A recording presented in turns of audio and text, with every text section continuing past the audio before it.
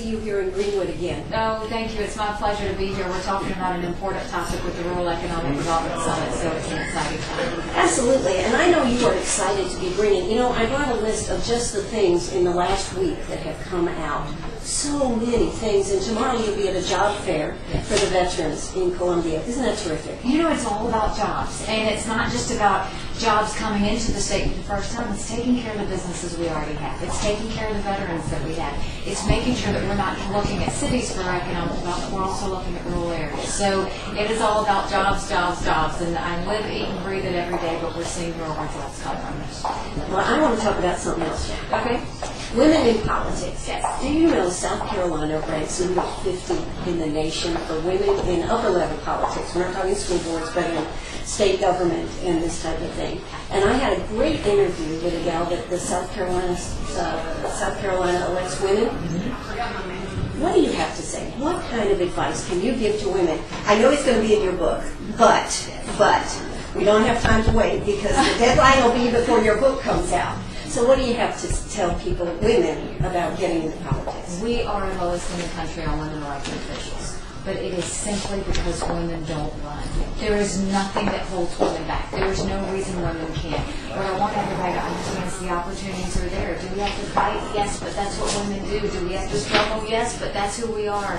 Because when we get there, we balance well, we prioritize well, we know how to make good decisions based on our families, based on our businesses, based on our growing up experiences. So, we just need to encourage the women to get out and run because when they do, they make great elected officials. What would be one thing? You had a struggle when you were running for governor. It wasn't an easy. But did you ever hold an elected office before when you were in high school or college? I was not interested in local student government at all. There was no interest in politics when I was in high school. In college, I was never one of those kids. It was really after being in business that I thought, why don't we have more business people in the state house? So my first run was for the state house, for a Lexington County seat. I didn't even know that you weren't supposed to run against an incumbent in a primary. Why did you do it? He had served 30 years, but it was more of businesses were hurting. I saw how hard it was to make $1 and how easy it was for government to take it. My parents said, don't complain about it, do something about it, so I ran for office. Once I realized what situation I was in, the only option was to win. And so I made sure I did anything and everything to make that happen.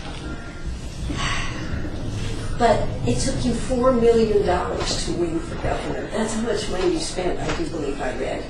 That is big dollars for women to have to get and raise. How do you go about raising that kind of money? First of all, in the primary, I believe we were outspent 5-1. So we did not have the money in the primary that we needed to come through. So we got creative. We did what people do every day. We sold T-shirts. We sold our yard signs. We said if you buy 4, you get 1 free. That's the kinds of things we had to do to raise money.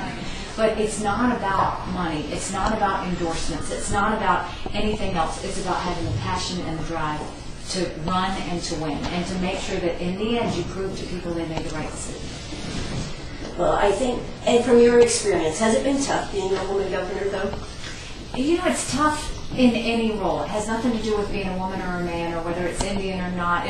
What I will tell you is every situation is what you make it. And I don't think about the obstacles. I think about how we get to the solutions. It is why I always say can is not an option. You get there. You plug for the book there. That's right.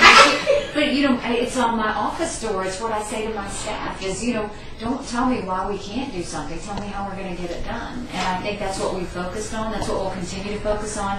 If I stop and think about how hard things are, I'll slow down. If I don't pay attention to how hard things are and think about making sure we solve the problems, we'll keep moving. So your advice to women that are sitting on the fence here, and because we keep having people that say they're not going to run, what would you tell them? I need you. There are always going to be people telling you why you can't. I'm telling you that I need you and you can, and our state will be better for it. Governor Nikki Haley, thanks so much for talking to me again, and I look forward to coming down to Columbia. I hope you'll invite me to your office. Absolutely. We would love to have you. Thanks so much, Governor Haley.